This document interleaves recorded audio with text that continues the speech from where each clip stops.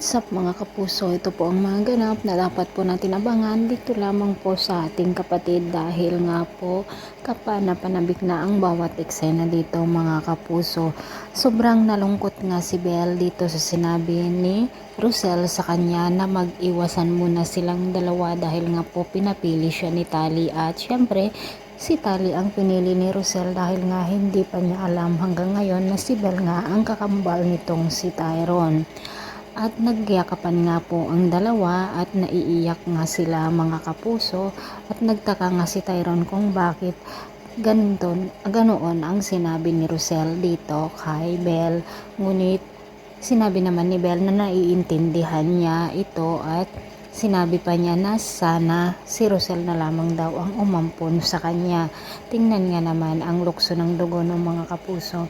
Samantala sa pag-uusap naman ni Natalie at Melania talagang tuwang-tuwa nga ang dalawa dahil nga sa mga nangyayari at sinabi nga nitong si Melania na nasa kanila ang alas mga kapuso at sinabi rin ni Tali na hanggang nandoon siya ay hindi niya hahayaan na maagaw ni Belle si Rosel at magkakilala silang mag-ina dahil nga gagawa daw siya ng paraan para sa ganon ay hindi kailanman magkakilala ang dalawa. Ngunit sana makonsensya naman na itong si Malu at sabihin na nga kay Belle na si Rosel nga ang kanyang tunay na ina at si Tyron ang kakambal nito.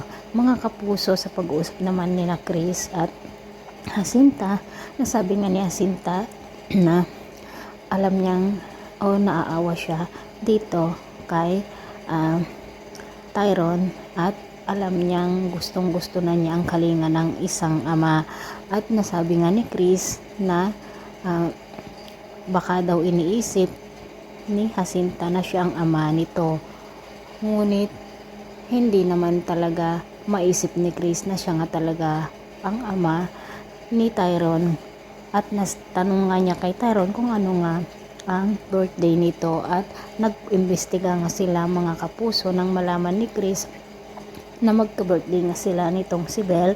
Agad nilang pinuntahan ang ospital kung saan doon nanganak si Rosel at dito na nga malalaman ni Chris na si Tyron nga at Belle ay magkakambal.